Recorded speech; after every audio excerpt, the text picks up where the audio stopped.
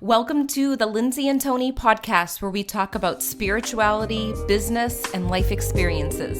In this podcast, we're bringing our private conversations to you. We believe that it's through discussion, action, and reflection that true change occurs. Welcome to episode 126, The 3 Ways Emotional Boundaries Can Be Broken. In this episode, Tony and I dive deep when it comes to these emotional boundaries. And you'd be surprised at how many are breaking constantly throughout your personal life and your business. So you want to make sure that you catch this show. We hope you love it. Hi guys, welcome back. We're so excited that you're here. Today's episode is all about the 3 ways emotional boundaries can be broken. And this is something that's really important, because if you don't know that they can be broken, you may do the same habits over and over again, right? Right. This is something that could come up in your business or in your personal life, to where your emotional boundaries, they will be broken at times. And in this episode, we're going to talk about how to help you to where they're not broken as often, and to where you could have more powerful emotional boundaries. Mm-hmm. And this process that we talk about, once you listen to it, you may think, oh, that's a habit that I've had. And that awareness will shift something within you so that you could tweak it as it's happening, or even maybe stop it from happening altogether at different points. So should we get into the first one? Let's do it. Okay, so the first one is... So by not being yourself. So by not being yourself is, I believe, the number one way to allow your emotional boundaries to be broken. Yeah, I feel like that too. And I never really thought about it until, I want to say it was a few years ago, when I was listening to Anita Morjani speak. And it didn't hit me. We could have had a conversation about it, but it didn't hit me until she spoke. And she said, you know, a lot of people get their boundaries drained when they're not being themselves. And I started to think back in my life, and I'm sure you've had those moments where, being empaths, you walk into a room or a party and you feel like you're kind of holding back, and when you leave, you feel so drained. Right. So it's so easy to just tell people, hey, just be yourself and your emotional boundaries will not be broken, because that is the truth. The more that you're yourself, the less your emotional boundaries will actually be broken. But it comes into that problem like you're talking about there. And that's one of my biggest problems I had my entire life, was when I would walk into a building with a lot of people, I would be drained and I didn't know how to be myself. Why? Because I had a lot of problems. I didn't know that I was actually sucking in everybody's emotional energy. And a lot of the emotions I was feeling when I was inside, they weren't even my emotions to start with. Yeah, that's a huge one. And I think number 2 at the time, like in high school, this was around my high school time, and really throughout my whole K through 12 education and after high school for a little bit, I struggled with this because I didn't even know how to be myself. So it's like, that's what you hear from a lot of people, just be you. But I think this is where a lot of the work comes in, a lot of the deep work, the personal development, why we emphasize it so much in our podcast, in the masterminds that we do, even when we're doing business masterminds. A lot of our focus is on this mindset development, this personal development, because like Lindsay, I realized over my lifetime that this is what caused me a lot of my pain. Right. And it does come back to mindset development. And I was just listening to a quote, and I'm going to butcher the quote, and I forget if it was Tony Robbins.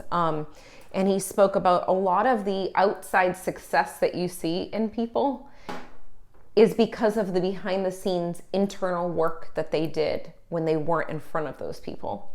And it was really eye-opening to me, because I'm like, yes, that's how I feel. Like, we're putting on these masterminds, we're running these retreats, we're having all of this success. And success to me means happiness and fulfillment when we're working with our people that we love and seeing results for them, and also feeling that freedom. But that wouldn't have taken place if we weren't doing behind the scenes type of things. For sure, because going back to what I was just talking about, me being in a building, just being in a building, not even being the center of attention, nobody even know I'm there, it was so draining for me. So I had to figure that out over the years. I had to figure out why am I being drained? And I started to figure out I was soaking in other people's energy. along with some other things. And what are some solutions that I can do to figure this out? And then when I started to teach inside the public schools and I had to be in a building all day long surrounded by all these people, I really had to figure this out. And I could tell you all the things I did, but I wouldn't be able to tell you on this short podcast episode. But it all comes down to just self-reflection, being honest about what you're good at, what you suck at, and seeking help. I think seeking education, seeking support groups on people that actually understand what you're going through. And I think that's what really helped me out to figure out how to process all of these emotions that I was feeling. So then when I go to show up as a teacher or inside of a building, I can actually be myself. And it's effortless, because it should be effortless being yourself. That's how you know you're being yourself, is when you're in this effortless state. Yeah, when I'm overthinking things of what I should say and shouldn't say, that's when I know that I'm in my head.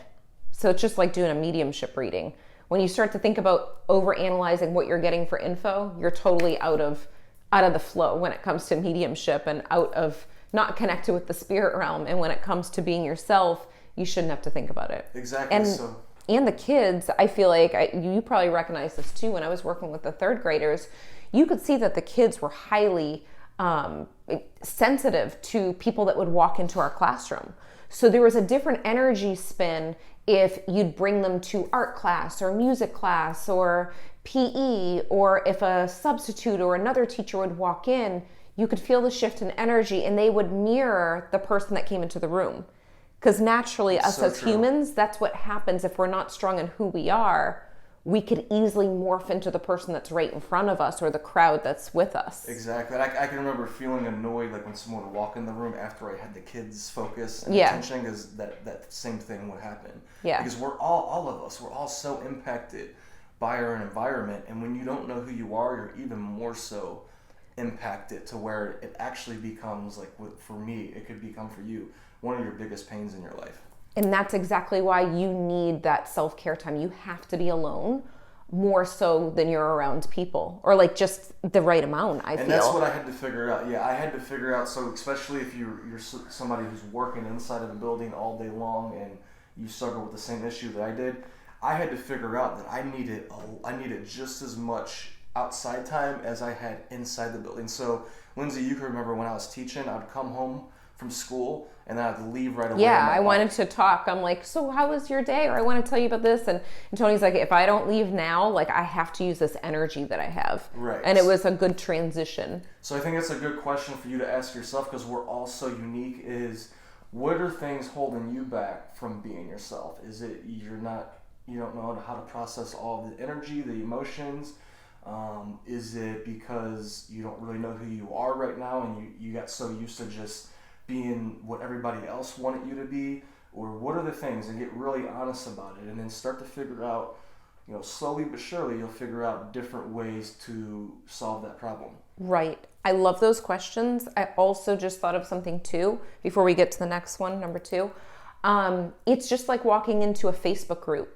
If you walk into a Facebook group where you open up, you log into your Facebook or touch the app, it's like you're walking into a crowded room. So you need to know who you are before you go in there. Very true. Because you could easily be morphed into, your thoughts could be morphed into what everyone else is doing or saying, or you could be hugely affected by that. But if you walk in knowing that you've already had your alone time and you're doing the self-development, it feels different. Right. So this goes to number 2 of the 3 ways that your emotional boundaries can be broken. And that is when you have no expectations. Yeah. Or you're not clear on your expectations of what your boundaries are. Because when this happens, other people could feel it. Whether they consciously can, like we could go up and, Lindsay and I, and probably you too, we could see, this person doesn't have any boundaries. We can read that consciously. But even if people can't read it consciously, they pick up on it unconsciously. And you start to cause people to act certain ways towards you. And you're thinking, why do they act like that towards me, but they don't act like that towards other people? It could be because you're not clear on what your boundaries actually are. Yes, and that's exactly it. You have to really get clear. And the best way to do it, really, is writing it down. Putting it in writing, reading it back to yourself, because sometimes you don't even know what they are. And you're thinking, well, what do I need boundaries for? Like what do I need expectations for? If you think about going into a classroom, third grade classroom, or, middle school to high school, like Tony was teaching, if the teachers don't have rules and expectations for the students, and they have a substitute and the substitute doesn't even know about the rules, the kids are going to go crazy because they feel that sense of like, oh, I could do whatever I want. I could walk all over them. Just like adults, we do have to have expectations. So when it comes to like business relationships, what kind of expectations do you have with the people that you work with? What do you want to see in them? What is your expectation? Well, you want them to show up on time. Maybe you want them to have the same energy, excitement around what you're doing.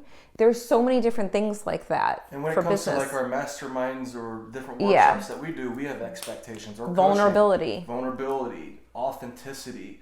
So we have agreements, not right. only expectations. We're creating agreements with our clients. So if you're here, you're agreeing that you're going to be all the way vulnerable because this is the way that this works. And when it comes to your relationships, your significant other, Lindsay and I, we're very clear when we break each other's boundaries. And when it comes to your personal relationships, it's the same thing. So right, that's true. And I think that's why our masterminds and retreats are so successful, because everyone that leaves always says, I feel like I was transformed. I feel like my life has changed. And the reason isn't just because we're leading the masterminds, it's because of the people that are in it are all in. Like they are fully all in. We just finished our 90-day mastermind, and what we witnessed on an energetic level and results level was massive. And it was because they showed up and they said they're going to be vulnerable. They're going to show up authentic. It was just, everything was out on the table. And there was a safe container, a safe space for them to grow and to learn. And that's why we love what we're doing. But I think us teaching the school systems really prepared us, and doing all the lesson plans where we need the expectations. Yeah. It all comes back to expectations. So we put in well over, between the two of us, probably 50,000 hours of learning how to teach and teaching. And it looks, great teachers and leaders, they make it look easy. There's things I've attended to where I thought, I could do that before I started to actually lead things.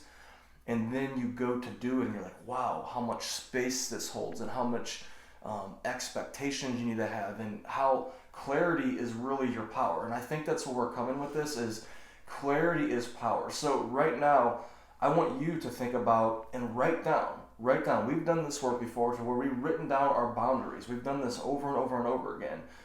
The more clear you are about your boundaries in your relationships, your boundaries in your business, your boundaries with the workshops that you run, with the coaching that you do, with the readings that you give, everything that you do, the more clear it's going to be, just like it is in our masterminds. It's absolutely clear why everybody are there, why we're there, what's going to occur. And people secretly want to be led. People secretly want that structure. So it could seem edgy at times, but understand that we all secretly want this. Yes. So like switch it. So if you have a boundary, like I want my friends and my coworkers to be honest with me, instead of saying like they won't cross this boundary, my expectation is I am honest, and my friends and my coworkers are honest with me, or I work in integrity. My clients and my coworkers and my friends work in integrity. Integrity and honesty are pretty much the same thing. But it's just, and that's when you're there and when you're not there. You want to make sure, get very detailed and clear on like what, because you're probably going to have to put this in sections too. Like personal, like relationship, husband and wife. We have clear communication.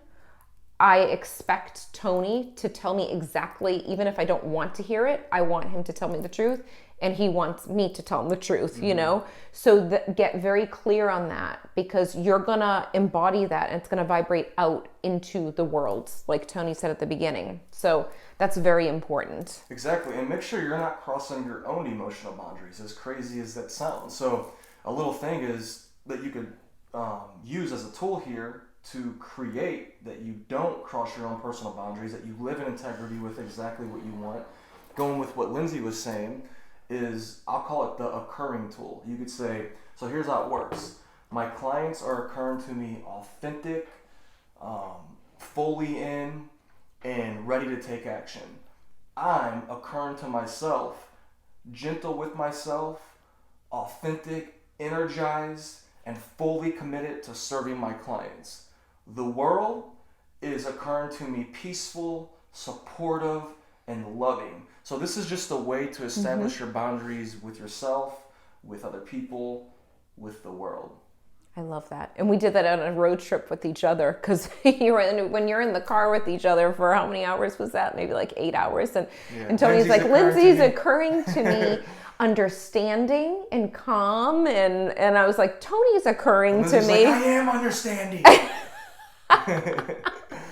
That's so true. That's what happened. Yeah, I probably did the same thing. Oh my God. Not probably, I did it. But it really lightens the mood when you say it out loud. Blah, blah, blah is occurring to me. So use that. It's a good tip. Right. So should we go to number 3? So number 3 on ways your emotional boundaries can be broken is saying yes or no when you actually feel like saying the opposite. Let me give you an example.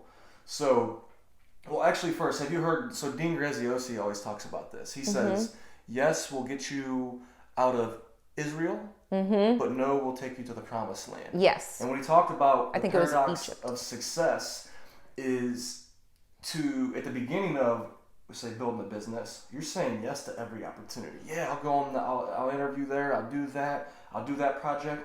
But as the paradox of it is, the more successful you become, the more that you have to say no. And for all of us empaths, it's really hard for us to tell somebody no. Why? Because we don't even like hearing no, because it hurts us too. So, you have anything else to say for that? And when he said that, when Dean said that, I was like, oh my gosh, that is so true. Because at the beginning, I was like, yes, yes, yes. Like, this is exciting, and you have to build up the momentum. And now I'm very picky and choosy on what I'm doing. Like, what's good for my energy, what follows, like, what I want, because I'm more sure about that in the business. And I know that's how it is for you. You're like, okay, I'm going to focus on this one thing right now, instead of saying yes to everything. Exactly. And I know we spoke before this episode about, because I said, all right, I know when I don't want to do something, like if you do it, you create this energetic draining situation. If you say yes and you're like, I'm not in the mood to do this, I really don't want to, it's not really good for me, I just feel bad, so I'm saying yes. I know that feeling. But I said to Tony, well, when would you feel good about, or saying yes would affect you? And he brought up a situation when he was little, and I'm like, oh yeah, I wasn't thinking like that. Right. So do you want to say the yes thing? That growing up, I would, especially in elementary school, this happened, elementary and middle, I'd say this happened more times than not, to where I would be at my friend's house staying the night, and they would ask, oh, do you want some food, or do you want some water, or do you want this? And even though I wanted it, I was so scared to say yes. And I was like, no, I'm good. I'd be starving. I'd be thirsty. So I don't know if any of you've ever related to that. Yeah. I'm trying to think if I do that now. I don't know. Now I'll say yes if I want something, different things. But I'm trying to see if I say no. I know. I was trying to. It's one of those things that you have to think about it. Exactly. If you guys think of things that you say no to, but you really wanted to say yes to, put it in the comments. Right. It's something to think about. And it's really eye-opening, the things that we spend time on and in our thoughts and our energy. Once you start saying yes and no to certain things, you're creating the pathway for you. You are. If you're saying yes to things, you're going to have a ripple effect of like-minded things that come up because you've said yes to it. Thinking of like when I've said yes to summits, where I got asked to be interviewed on summits. Mm-hmm. I said yes. I was excited about that. From there, someone else would contact me and say, I saw you on this summit. I'm running a summit. Do you want to be part of it?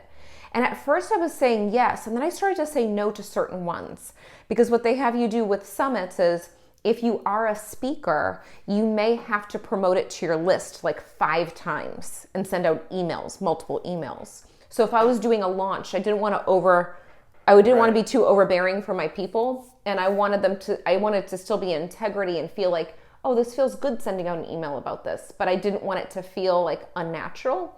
So that's an example of something. Well, that's the thing to where goes back to number one, knowing yourself. Exactly. Understanding who you are, having absolute clarity. And I think that's what you start to do over the time. You start to figure out, you start to trust that compass. We'll call it inner compass, to where that became more clear to you, to where you're like, this doesn't feel all the way right. It's not a hell yes. It's a maybe, so it's going to be a hell no. Yeah, exactly. Like, does it go with my audience? Will they get value from this? If they do, then I will say yes. And if it resonates with me, but I'll be more picky and choosy. I'm not going to do a summit once a month. Right. So it's like the space you're coming from. You're coming from more of an abundant space now, to where you're like, I know if I say no to this, there's going to be a million other opportunities that come along that I'm more attracted to. Right. So just get clear on what you're saying yes and no to, because you're attracting more of whatever it is that you're putting out there. So it's like, what do you want? Like, it sounds like, what is that movie? Jerry Maguire? No, it's The Notebook. He's like, what do you want? Oh, yeah. And I forget what she's like, I don't know. And so it's really like, what do you want? It's asking, what do I want? And you're asking that question and waiting for the response to drop in your thoughts and your mind and your body and your heart. And you might get, I don't know. Well, then you just wait there until you get more. Get out a piece of paper and a pen and start writing.